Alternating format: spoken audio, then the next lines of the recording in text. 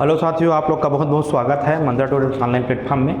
चलिए साथियों, हम लोग इंग्लिश पेडागॉजी का चैप्टर नंबर 3 देखने वाले हैं, लैंग्वेज स्किल। 2 चैप्टर हो चुका है, language acquisition and language learning. उसके बाद हम पढ़ चुके हैं प्रिंसिपल ऑफ लैंग्वेज टीचिंग, जिसमें हमने English principle of language teaching को देखा था, उसमें मेथड और अप्रोच को देखा था। आज हम देखने वाले हैं लैंग्वेज स्किल के बारे में। देखिए साथियों, लैंग्वेज स्किल होता क्या है वास्तव में। जो हम बोलते हैं, सुनते हैं, लिखते हैं, पढ़ते हैं, ये 4 स्किल होता है जो हमारे बेसिक हमारे लाइफ में काम आती है। तो 4 स्किल कौन कौन से होते हैं देखो साथियों। पहला है लिसनिंग, दूसरा है स्पीकिंग, तीसरा है रीडिंग और चौथा है writing. Listening, speaking, reading, writing, ये 4 स्किल हमको ध्यान में रखना पड़ेगा। पहला क्या है लिसनिंग, दूसरा है स्पीकिंग, तीसरा होता है रीडिंग और चौथा होता है राइटिंग। ये सीक्वेंस हमको याद रखना पड़ेगा। पहला क्या है लैंग्वेज स्किल का लिसनिंग, दूसरा स्पीकिंग, तीसरा रीडिंग और चौथा राइटिंग हमको ध्यान में रखना पड़ेगा। पहला लिसनिंग, दूसरा स्पीकिंग, तीसरा रीडिंग और चौथा राइटिंग। ये सीक्वेंस को याद रखना है क्योंकि ये सीक्वेंस से एग्जाम में क्वेश्चन बनते हैं। ठीक है, तो शॉर्टकट में याद रखने का तरीका क्या है, LSRW, ऐसा याद रखना है। क्या याद रखना है, LSRW। चलिए अगला देखते हैं।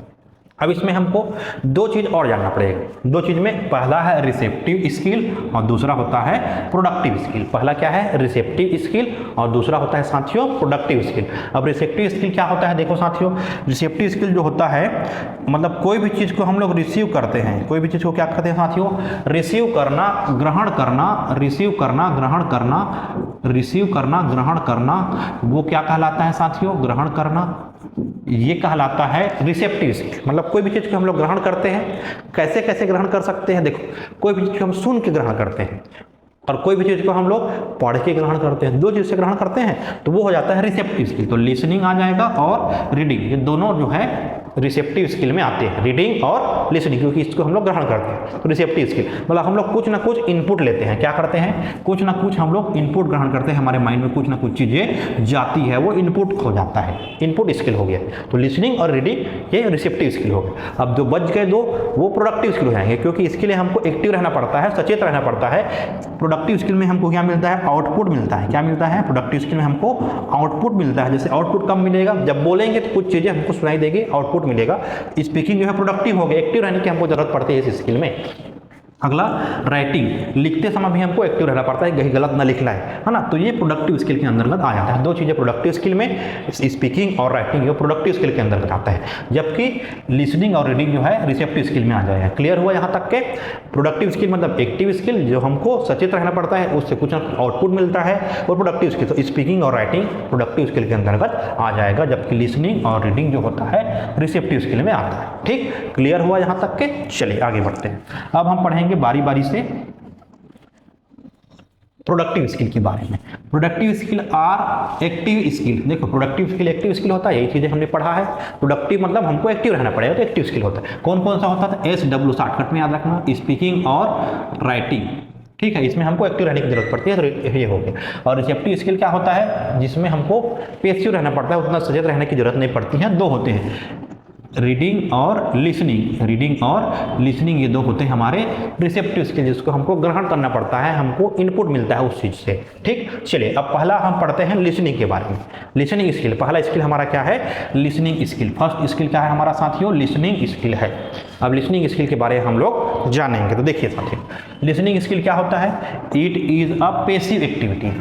अब लिसनिंग में हमको एक्टिव रहने की जरूरत नहीं पड़ती है, सुन रहे हैं, है ना, तो इसको पैसिव एक्टिविटी माना जाता है। क्या माना जाता है, पैसिव एक्टिविटी इसको कहा जाता है। ठीक, अब देखो अगला इसमें हमको पॉइंट याद रखना है, it is a receptive skill. Listening क्या है, रिसेप्टिव स्किल में आता है, क्योंकि हम लिसनिंग से कुछ ना कुछ चीजें हम क्या करते हैं साथियों, इनपुट करते हैं। लिसनिंग में हम क्या करते हैं, कोई भी चीज़ को इनपुट करते हैं, कोई भी चीज़ को ग्रहण किया जाता है, लिसनिंग सुन के ग्रहण करते हैं। तो ये रिसेप्टिव स्किल में आ जाएगा। कैसा स्किल में आ जाएगा साथियों, रिसेप्टिव स्किल में आ जाएगा, इसको हमको ध्यान में रखना पड़ेगा। चलिए अगला बढ़ते हैं। इट ऑकर्स, ये कब घटित होता है, व्हेन समवन इज स्पीकिंग। अब ये कब घटित होगा, जब कोई दूसरा बोलेगा तब हम उसको सुनेंगे। तो ये कब घटित होता है, इट ऑकर्स मतलब घटित होना, वो चीज़ घटना घटती है कब? when someone is speaking, जब कोई दूसरा बोल रहा है तब ये घटना होता है। ठीक, चलिए अगला, it is an oral input, ये कैसा है? oral input है। ये कैसा है? oral input है, मतलब ये सुनने वाला इनपुट है। कैसा इनपुट है साथियों? सुनने वाला इनपुट है ना? कैसा इनपुट है? oral input, मतलब सुनने वाला इनपुट। oral मतलब सुनने वाला। अब देखिए ये इंपॉर्टेंट पॉइंट है, इसको याद रखना है। it is a semantic aspect of language, कैसा लैंग्वेज है? सीमेंटिक एस्पेक्ट है, मतलब मीनिंगफुल एस्पेक्ट है, मीनिंगफुल तत्व है, मीनिंगफुल भाषा का तथ्य है। एस्पेक्ट मतलब तथ्य, फैक्ट है ना, तो मीनिंगफुल है, तो मीनिंगफुल एस्पेक्ट ऑफ लैंग्वेज, जिसको क्या बोलते हैं? मीनिंगफुल को सीमेंटिक याद रखें। It is a semantic aspect of language. कौन सा लैंग्वेज है? सीमेंटिक एस्पेक्ट है किसका? लिसनिंग का। सीमेंटिक एस्पेक्ट कौन सा है?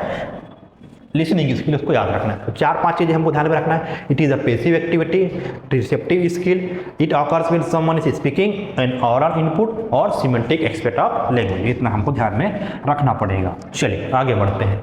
अब देखिए ये क्या है? फर्स्ट लैंग्वेज स्किल होता है। क्या होता है? लिसनिंग जो होता है हमारा फर्स्ट लैंग्वेज स्किल है, क्योंकि लैंग्वेज सीक्वेंस में सबसे पहला यही आता है, लिसनिंग। तो फर्स्ट लैंग्वेज स्किल है। अगला देखो, sound in speech are identified from listening. अब देखो जो साउंड है, जो बोली है, जो आवाज है, उसको और स्पीच जो बोली है उसको आइडेंटिफाई करते हैं, पहचान करते हैं किससे? लिसनिंग से। तो इसको हमको ध्यान में रखना पड़ेगा।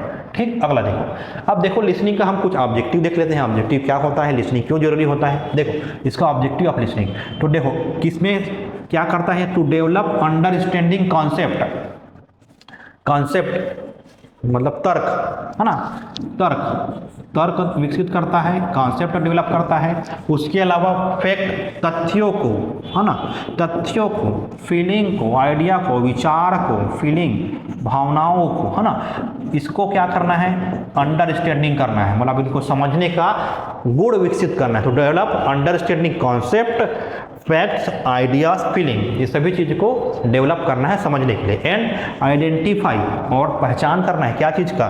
स्पीकर पर्पस, स्पीकर का जो उद्देश्य है और इसका जो टोन है, स्पीकर का जो टोन है और उसका उद्देश्य है और उसका पर्पस है, किस प्रकार का उसका उद्देश्य है, कैसा उसका टोन है, किस प्रकार से बोल रहा है भाषा को, वो भी हमको ध्यान में रखना पड़ेगा। ये इसका मेन उद्देश्य होता है ऑब्जेक्टिव ऑफ लिसनिंग का। ठीक, क्लियर हुआ? चलिए आगे बढ़ते हैं। देखिए अगला, टाइप्स ऑफ लिसनिंग। अब देखो साथियों हमको जानना पड़ेगा कि टाइप्स ऑफ लिसनिंग क्या होता है, ये भी इंपॉर्टेंट है। तो देखो टाइप्स ऑफ लिसनिंग का पहला टाइप क्या है? Discriminative listening. कैसा है? Discriminative listening. Discriminative listening, discriminative का मतलब होता है विभेदपूर्ण श्रवण, विभेदपूर्ण श्रवण। डिस्क्रिमिनेटिव मतलब होता है विभेदपूर्ण श्रवण। अब देखो ये क्या होता है, इसके बारे में देखते हैं। It develop in very early age, ये डेवलप होता है बहुत कम उम्र में। It develop in very early age, मतलब बहुत कम उम्र में ये डेवलप हो जाता है। अगला इसमें not understand the meaning of words and phrase, अब ये बहुत जल्दी स्टेज में डेवलप होता है, इसलिए इसका जो मीनिंग है और इसका जो फ्रेज है, इसके वर्ड का मीनिंग हम लोग अंडरस्टैंड नहीं कर पाते, समझ नहीं पाते हैं। Not understand the meaning of word, देखो लिखा है not understand the meaning of word and phrase, तो वर्ड और फ्रेज का मीनिंग हम इसमें समझ नहीं पाते हैं, इसको ध्यान में रखना पड़ेगा। अगला देखो ये क्या होता है? बेसिक फॉर्म ऑफ लिसनिंग, मतलब सबसे सुनने का सबसे पहला स्टेप होता है, तो बेसिक फॉर्म ऑफ लिसनिंग कहा गया। तो डिस्क्रिमिनेटिव मतलब विभेदपूर्ण श्रवण, जिसको हम सुनने को समझ नहीं पाते हैं। तो not understanding the meaning of language early stage में डेवलप होता है और बेसिक फॉर्म ऑफ लिसनिंग होता है, इसको हमको ध्यान में रखना पड़ेगा। ठीक, चलिए अगला देखो। अगला है कॉम्प्रिहेंसिव लिसनिंग। अगला क्या है? कॉम्प्रिहेंसिव का मतलब होता है समझ के साथ सुनना। कॉम्प्रिहेंसिव का मतलब क्या होता है? समझ के साथ सुनना। तो देखिए it involve understanding the message, ये क्या शामिल करता है? मैसेज को समझना। देखो कॉम्प्रिहेंसिव मतलब समझ होता है, मैसेज को समझने में ये महत्वपूर्ण भूमिका अदा करता है। कौन सा? Comprehensive listening. ठीक, चलिए अगला, इसके लिए हमको क्या जरूरी पड़ेगा? अब देखो वोकेबलरी का प्रॉपर ज्ञान होना चाहिए। देखो नीड एप्रोप्रिएट वोकेबलरी, सुनिश्चित वोकेबलरी हमको होना चाहिए। उसके अलावा भाषा का हमको ज्ञान भी होना चाहिए, तब हम कॉम्प्रिहेंसिव लिसनिंग हो सकते हैं, मतलब कॉम्प्रिहेंसिव लिसनिंग हम कर पाएंगे, है ना। इन्वॉल्व अंडरस्टैंडिंग द मैसेज को इन्वॉल्व करेगा, उसके अलावा उसके लिए हमको एप्रोप्रिएट वोकेबलरी और भाषा का भी ज्ञान होना चाहिए, तब हम उसको समझ पाएंगे। ठीक, चलिए आगे बढ़ते हैं। अब देखो अगला, इंफॉर्मेशनल लिसनिंग। अगला क्या लिसनिंग क्या है साथियों? इंफॉर्मेशनल लिसनिंग मतलब सूचनात्मक श्रवण। अगला क्या है? इंफॉर्मेशनल लिसनिंग मतलब हो गया सूचनात्मक श्रवण। इंफॉर्मेशन मतलब हो गया सूचनात्मक श्रवण। अब देखो इसमें हम क्या करते हैं, लर्निंग टाइप ऑफ लिसनिंग। अब सुन रहे हैं मतलब कुछ ना कुछ सीखेंगे। इंफॉर्मेशन मतलब कुछ ना कुछ सुन रहे हैं, मतलब इंफॉर्मेशन मतलब सूचना हमको मिल रही है, तो ये सीखने वाला कुछ होता है, सीखने वाला लिसनिंग होता है, लर्निंग टाइप ऑफ लिसनिंग होता है। जैसे देखो न्यूज़पेपर पढ़ के कुछ ना कुछ सीखते हैं, मूवी से कुछ ना कुछ सीखते हैं, डॉक्यूमेंट से सीखते हैं, तो इसके लिए हमको क्या करना पड़ता है? इंटेंसिव लिसनिंग, मतलब ध्यान से सुनना पड़ता है, गहन पूर्वक सुनना पड़ता है, गहन श्रवण ध्यान से सुनना पड़ता है,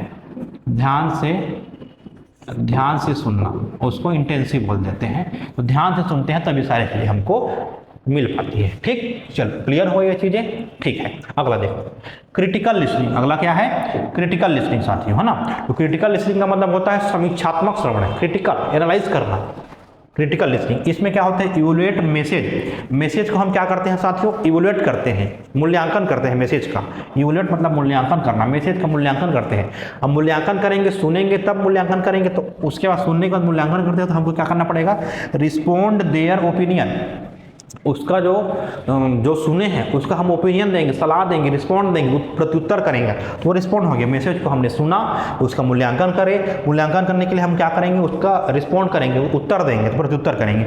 उसका जजमेंट करते हैं, जजमेंट इवोल्यूशन, उसका मूल्यांकन करते हैं, जजमेंट देते हैं। तो ये सारी चीज़ें किसके अंतर्गत आती हैं साथियों? क्रिटिकल लिसनिंग के अंदर। इसको हमको ध्यान में रखना पड़ेगा। ठीक, चलिए आगे बढ़ते हैं।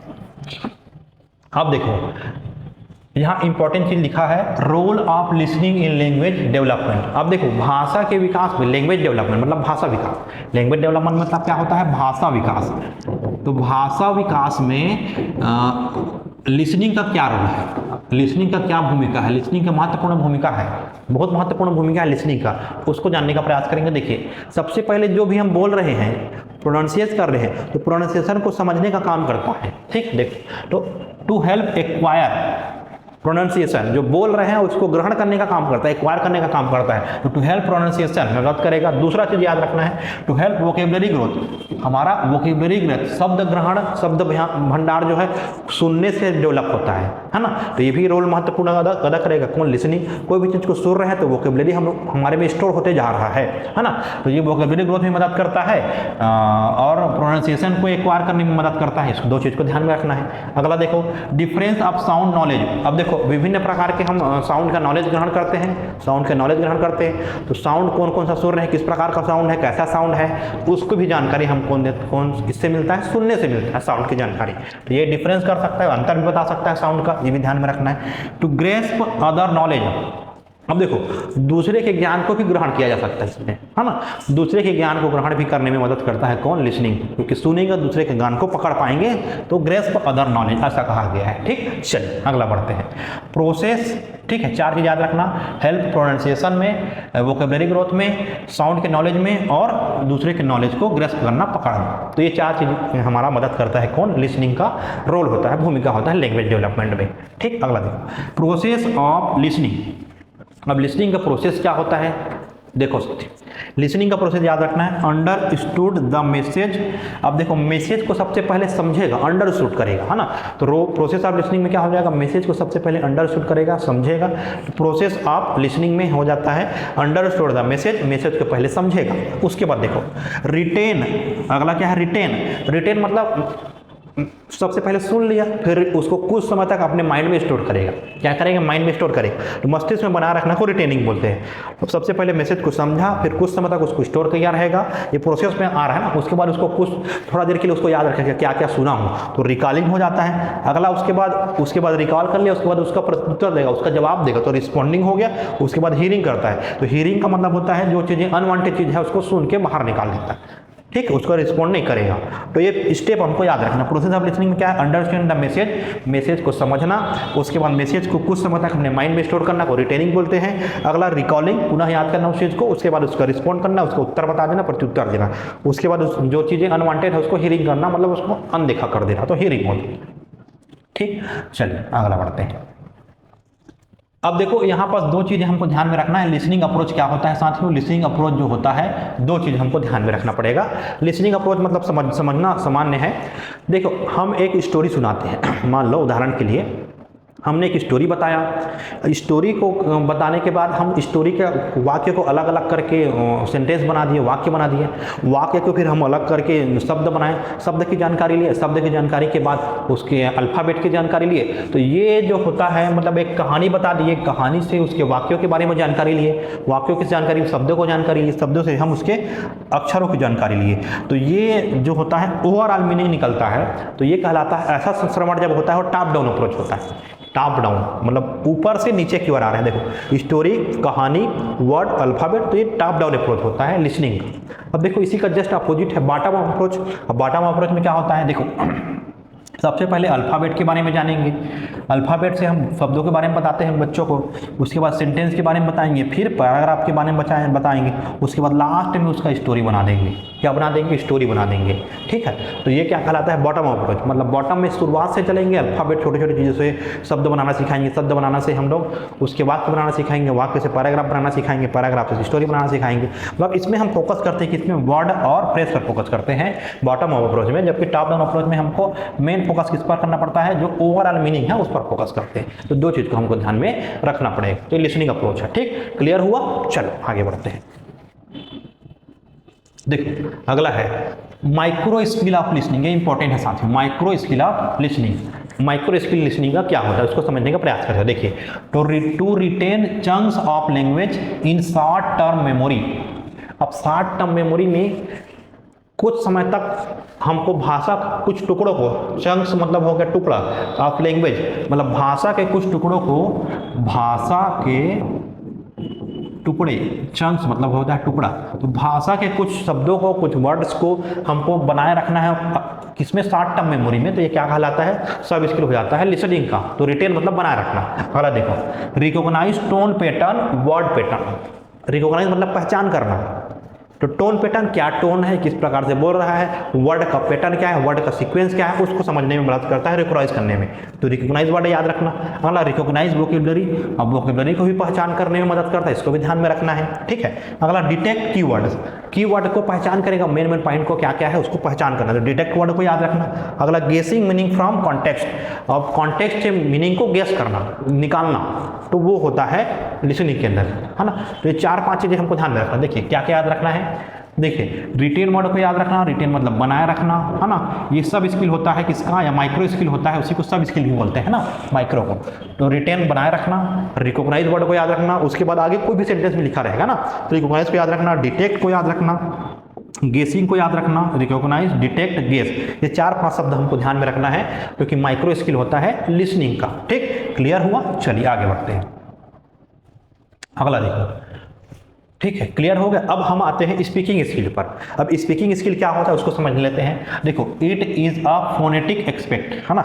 ये क्या है, स्पीकिंग जो होता है साथियों हमारा फोनेटिक एक्सपेक्ट होता है। क्या होता है, it is a phonetic expect of language. Phonetic मतलब होता है साउंड वाला, एक्सपेक्ट होता है साउंड वाला तथ्य होता है, साउंड वाला हिस्सा होता है। तो phonetic expect of language speaking skill होता है। ठीक, अगला देखो, it is a second language skill, क्योंकि लिसनिंग फर्स्ट में आता है, दूसरा स्पीकिंग, तो LSRW, तो इस सेकंड लैंग्वेज स्किल होता है, इसको ध्यान में रखना है। ठीक है, अगला देखो, it is a productive skill. कैसा स्किल होता है, प्रोडक्टिव स्किल। बोलते समय हम एक्टिव रहते हैं, प्रोडक्टिव स्किल हो गया।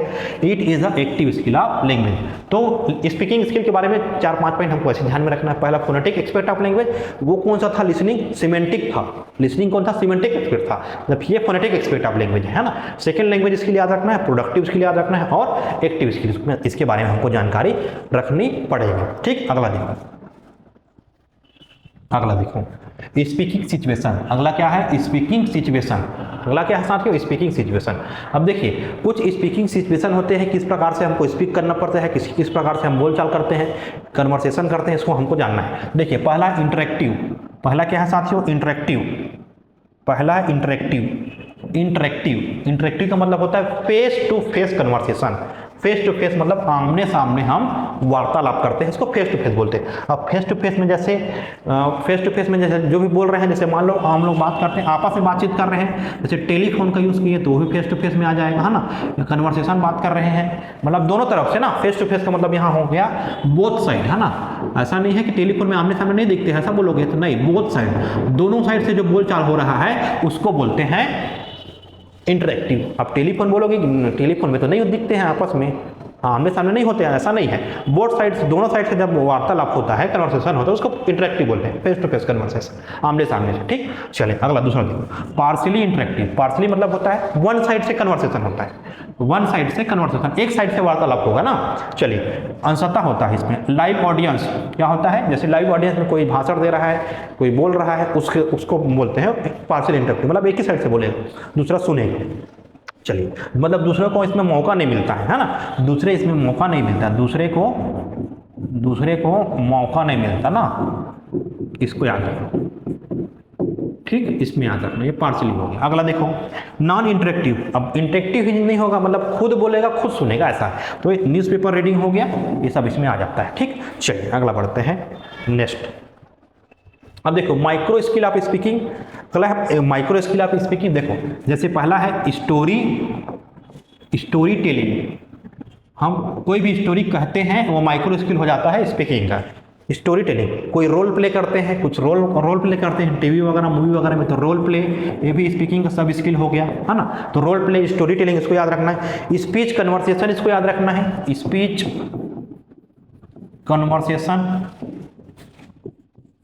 कन्वर्सेशन, है ना। टोन हो गया, टोन क्या होता है, टोन वाइज, है ना, टोन वाइज यूज करते हैं। ठीक है, भारी आवाज, है ना, भारी आवाज हो गया। महिला पुरुष का होता है पिच मतलब तीव्रता, कितना तीव्र है, कितना तेज है ना। वॉइस कितना तीव्र है, तेज है, कितनी फर्राटेदार बोलता है, पिच हो गया। टोन मतलब किस प्रकार से बोल रहा है, भारी है कि हल्का है, ये हो गया टोन। भारी हल्का आवाज, पुरुष का भारी रहता है, महिला का हल्का रहता है, तो टोन वॉइस होता है ना। इंटोनेशन मतलब वॉइस का उतार चढ़ाव। वॉइस का क्या होता है, उतार चढ़ाव। वॉइस का क्या होता है साथियों, उतार चढ़ाव। Tone, intonation. देखो, स्टोरी टेलिंग याद रखना, रोल प्ले याद रखना, माइक्रो स्किल है स्पीकिंग का। अगला क्या याद रखोगे, स्पीच कन्वर्सेशन के स्पीच हो गया, मतलब स्पीकिंग से रिलेटेड हो गया। टोन वाइज, टोन मतलब हल्का भारी आवाज जो होता है, मोटा वाइज, पतला वाइज। पिच मतलब कितना तेज बोल रहा है, उसको याद रखना, पिच। अगला इंटोनेशन मतलब उतार चढ़ाव, मतलब ये उच्चारण है ना, ये क्या हो गया, ये उच्चारण है ना। उच्चारण कहने का मतलब है, उतार चढ़ाव मतलब उच्चारण कैसे कर रहा है, उतार चढ़ाव मतलब कितना फैला रहा है वॉइस को, कितना जोर हैवी ले रहा है, कितना धीरे ले रहा है, तो राइजिंग फॉलिंग होता है। स्ट्रेस, है ना, स्ट्रेस याद रखना। अगला याद रख सकते हो, स्ट्रेस, वॉइस, जोर लगाना। अगला याद रख सकते हो, स्ट्रेस वॉइस याद रखोगे। Use correct form of words, है ना, यूज वर्ड को याद रखना, use correct form of words, ऐसे याद रखना। तो यूज वर्ड को याद रखना, यूज करोगे मतलब बोलोगे, तो यूज करोगे मतलब बोलोगे, तो use correct form of word. Make clear